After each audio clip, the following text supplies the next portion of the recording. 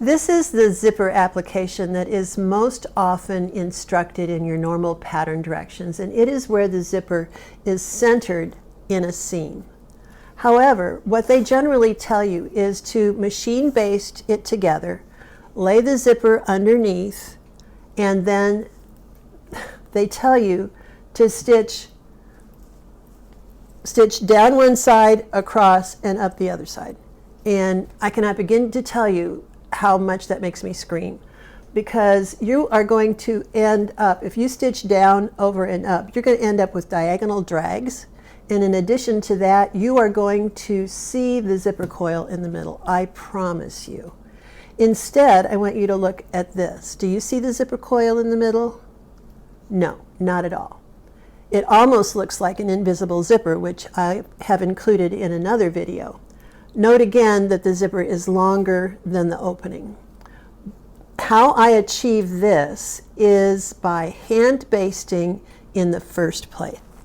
However, not only do I hand baste, but as I pin it to do the hand basting, I have not centered this pressed back seam allowance, the fold, on the zipper coil. I have it covering the zipper coil, all right?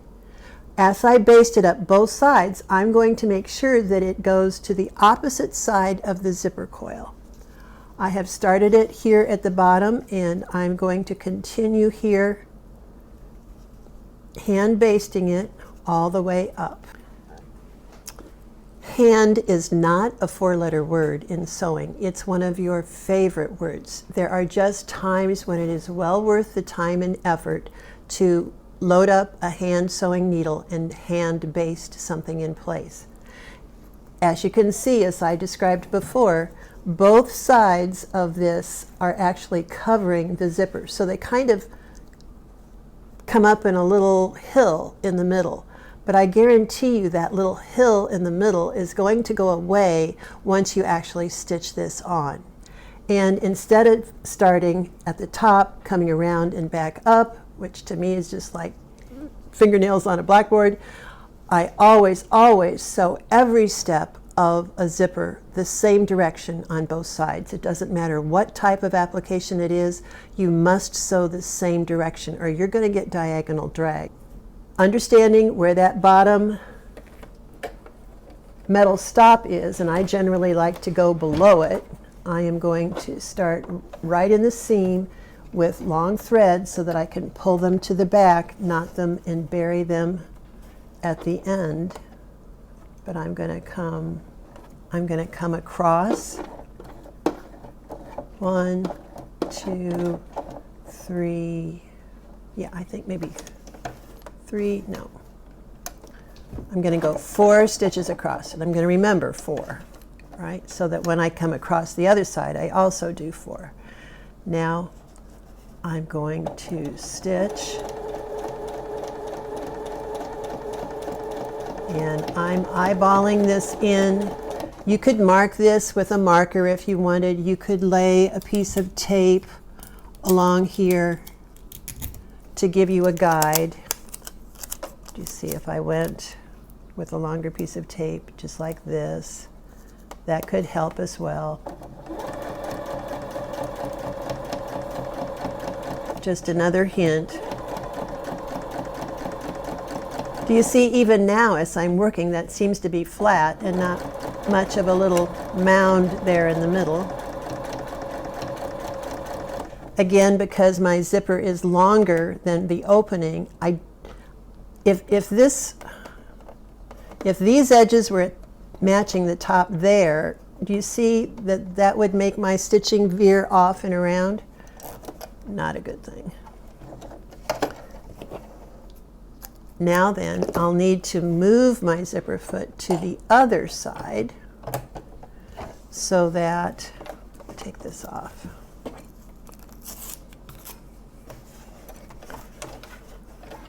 I can start again at the bottom in the same place, right there, with long threads.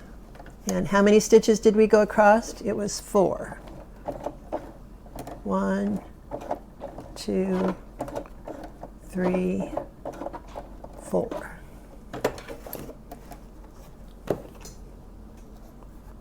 All right. Now I'm going to come up this side, endeavoring to make it the same distance from the center as the other side. I'm not exactly behind the needle here because of the table for the camera, but we'll see how good I've done. But you understand the zipper foot has to be installed so that it's to the opposite side of where the bump, the coil of the zipper is at.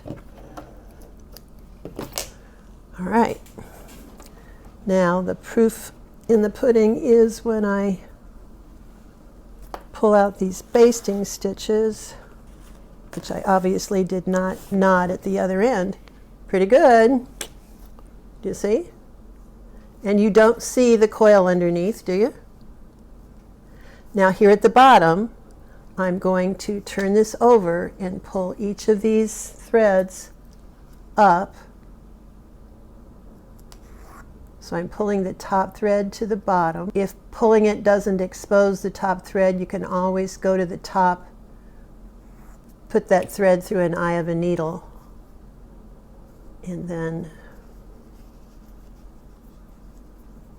all right, so now we have 4 threads that I'm going to knot. I didn't get that real close to the base. Now I'm going to cut all 4 of those threads, hopefully at an angle, and take a needle with a nice big eye, trying to get all 4 of those threads through at once. Then I can go back and take a little stitch, go through the loop, and then not cut close to the knot, but instead take my needle and go between some layers, not exposing it on the right side, and burying my thread, then cut close. And there we have a very nice centered zipper application. But you see, compared to the left, where you only have stitching down one side and across, in this you've got stitching up both sides, which I really personally just don't like as well. Let me get one of the lapped applications up here, which was in another video. Compare those two. I just like this better than this. It's all a matter of preference, but hand basting and sewing from the bottom to the top is definitely the way to go. You can really make a zipper be a design element by doing this. Take a trim that has a lip on it and simply lay that next to the coil. And you could actually stitch this to the zipper coil then before you do the centered application, but you would just put the fold of the fabric right up against that trim. But can you see how that would be a pretty zipper? It's kind of the idea of the exposed zippers. Just another idea for fun. So that's your centered zipper application, and I hope you're getting less and less scared of zippers. My mission is to share all I know about sewing here on my channel so that you can come to love sewing just as much as I do.